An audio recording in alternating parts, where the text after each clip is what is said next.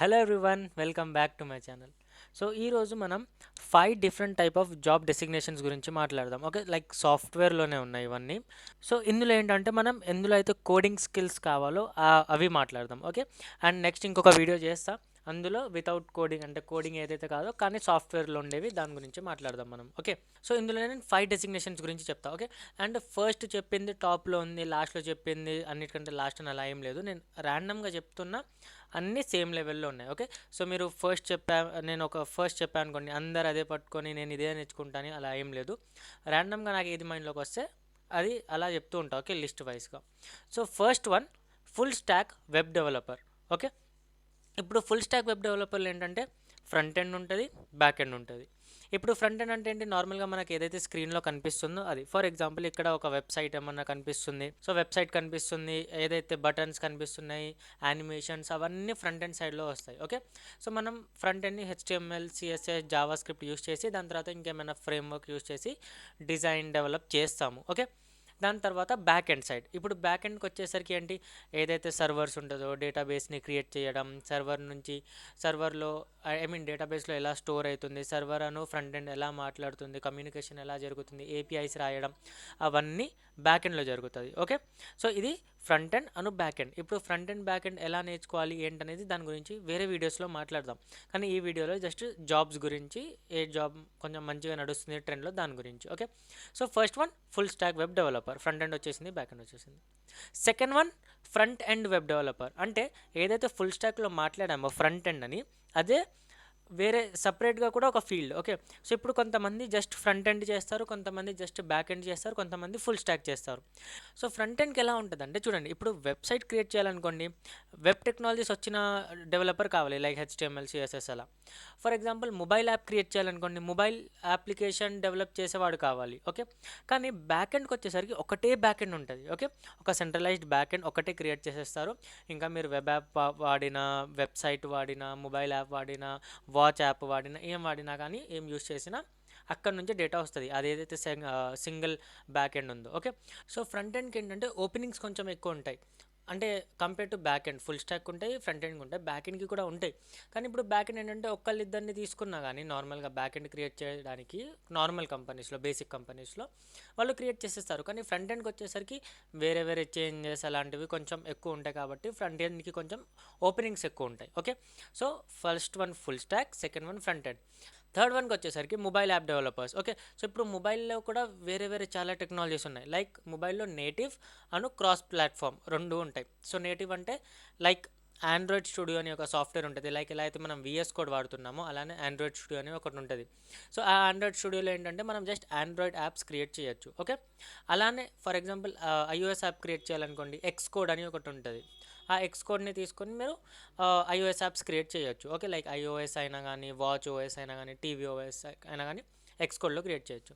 కానీ cross platform అంటే Flutter ఉంది మన దగ్గర, రియాక్ట్ నేటివ్ ఉంది. సో ఇలాంటివి ఏంటంటే మీరు ఒకసారి కోడ్ చేస్తే రెండింటికి వచ్చేస్తాయి. ఓకే, సో ఐఓఎస్కి కూడా యాప్ రెడీ అయిపోతుంది, ఆండ్రాయిడ్కి కూడా యాప్ రెడీ అయిపోతుంది ఒకటేసారి కోడ్ చేస్తే. కానీ మీరు అనుకోవచ్చు, అరే ఇదే మంచిది కాదని, కానీ కొంచెం పర్ఫార్మెన్స్ ఇష్యూస్ కూడా ఉంటాయి. సో ఒకవేళ మంచి బడ్జెట్ ఉన్న కంపెనీస్ ఏమో నేటివ్ సైడే ఎక్కువ వెళ్తాయి అన్నట్టు, మేము ఆండ్రాయిడ్కి క్రియేట్ చేస్తాం, ఐఓఎస్ సైడ్కి క్రియేట్ చేస్తామని. ఈ రెండింటికి మళ్ళీ back end same. Okay, so front end వేరే వేరే ఉండొచ్చు, యాప్స్ వేరే వేరే ఉండొచ్చు, కానీ బ్యాక్ అండ్ సేమ్ ఉంటుంది. So mobile app developers job కూడా మంచిగా బూమ్లో నడుస్తుంది. సో ఫోర్త్ జాబ్ ఏంటి, data scientist or data analyst. So ఇప్పుడు నేను బాగా ట్రెండింగ్లో నడుస్తుంది, అంటే నేను చూస్తున్న యాడ్స్ వస్తున్నాయి యూట్యూబ్లో. సో డేటా అనలిస్ట్ లేదా డేటా సైంటిస్ట్ వర్క్ ఏంటంటే, నార్మల్గా ప్రతి ఒక్క కంపెనీ దగ్గర ఒక డేటా ఉంటుంది, ఒక పర్టికులర్ సెట్ ఆఫ్ డేటా ఉంటుంది. ఓకే, సో ఆ డేటాలో ఏముంటుంది, లైక్ ర్యాండమ్గా మనం ఏం వాడుతున్నాము, ఓకే మనం ఏం సెర్చ్ చేస్తున్నాం గూగుల్లో, మన బిహేవియర్ ఏంటి, మనకి ఏం కావాలి, అలాంటివి అలా చాలా డేటా ఉంటుంది. ఓకే, సో ఆ డేటాని పట్టుకొని వీళ్ళు అనలైజ్ చేస్తారు. ఓకే, వీళ్ళకి ఫర్ ఎగ్జాంపుల్ ఈ యూజర్కి ఇది కావాలి, లేకపోతే ఒక గ్రూప్ ఆఫ్ యూజర్స్ ఈ యాప్ని ఇలా వాడుతున్నారు, లేకపోతే దీనికోసం సెర్చ్ చేస్తున్నారు, అలా అని ర్యాండమ్గా. ఫర్ ఎగ్జాంపుల్ మీరు చూస్తే ఇప్పుడు ఒక్కసారి మీరు అమెజాన్ ఓపెన్ చేసి ఏమైనా సెర్చ్ చేశారనుకో, ఆ సెర్చ్ చేసిన ఐటమ్ ప్రతి వెబ్సైట్లో కనిపిస్తుంది. ఇంకా మీరు ఇన్స్టాగ్రామ్ ఓపెన్ చేయండి, ఫేస్బుక్ ఏం ఓపెన్ చేసినా కానీ అవే యాడ్స్ కనిపిస్తుంటాయి. సో ఇలా డేటాని వీళ్ళు ట్రైన్ చేస్తారు. సో ఫస్ట్ ట్రైన్ చేసే ముందు డేటాని అనలైజ్ చేయడానికి కొన్ని టూల్స్ అలాంటివి ఉంటాయి. So data scientist, data analyst వాళ్ళ దగ్గర. సో వీళ్ళ మెయిన్ వర్క్ ఏంటి, డేటా తీసుకోవాలి, దాన్ని రీడ్ చేయాలి. రీడ్ అంటే ఆ సాఫ్ట్వేర్ని యూజ్ చేసి ఆ డేటా అసలు ఏం చెప్తుంది, ఓకే, ఒక పర్టికులర్ సెట్ ఆఫ్ యూజర్స్ గురించి ఏం ఎక్స్ప్లెయిన్ చేస్తుంది, వీళ్ళకి ఏం కావాలి, వీళ్ళ బిహేవియర్ ఎలా ఉంది, సైకాలజీ, సో దాని రిలేటెడ్ ఉంటుంది. ఓకే, సో డేటా సైంటిస్ట్ లేదా డేటా అనలిస్ట్ మొత్తం డేటాతో పైథాన్తో బేసికల్లీ వర్క్ చేస్తారన్నట్టు. అండ్ నెంబర్ 5 వచ్చేసి ఏఐఎంఎల్ ఇంజనీర్స్. ఓకే, సో తెలిసే ఉంటుంది ఏఐ చాలా భూమిలో నడుస్తుందని. సో ఏఐఎంఎల్లో ఏంటంటే ఏఐ అనేది ఒక పెద్ద ఫీల్డ్, అందులో ఎంఎల్ అని ఒక ఫీల్డ్ ఉంది. ఓకే, సో ఇప్పుడు ఏంటంటే నార్మల్గా చాట్ జీపీటీ ఉంది, అలాంటివి ఉన్నాయి. సో వాళ్ళని ట్రైన్ చేయాలి. ఓకే, ఫర్ ఎగ్జాంపుల్ ఇక్కడ కూడా మనం పైథాన్ యూస్ చేస్తాము. సో ఆ పైథాన్ని యూస్ చేసి మనం ఏం చేస్తామంటే, ఫర్ ఎగ్జాంపుల్ ఒక మోడల్ ఉంది, ఆ మోడల్ ఏంటంటే మనం దాన్ని ట్రైన్ చేయాలి. ఫర్ ఎగ్జాంపుల్ మీరు ఒక కార్ కార్ క్రియేట్ చేస్తున్నారు అనుకోండి, ఒక కార్ డెవలప్ చేస్తున్నారు మషిన్ లెర్నింగ్ని యూస్ చేసి. సో అప్పుడు ఏం చేస్తారంటే దాన్ని ట్రైన్ చేస్తారు. ఎక్కడైతే రెడ్ సిగ్నల్ వస్తుందో అక్కడ ఆగిపోవాలి, గ్రీన్ వస్తే చిన్నగా స్టార్ట్ అవ్వాలి. ఒకవేళ గ్రీన్ వచ్చింది కానీ మన ముందు ఒక కార్ ఉంది, అలా అని చెప్పి వెళ్ళి దాన్ని గుద్దేయొద్దు. సో కార్ ఉంది కాబట్టి ఇంత డిస్టెన్స్లో వెనకాల ఉండాలి. సో ఇలా ట్రైనింగ్ చేయాలి. ఓకే, సో ప్రతి మోడల్కి ట్రైన్ చేసేది ఉంటుంది, మోడల్స్ క్రియేట్ చేయాలి మనం ఓన్గా. సో ఇదంతా ML side. Artificial intelligence side కూడా ఇలానే ఉంటుంది, మోడల్స్ని ట్రైన్ చేయడం అలా ఉంటుంది.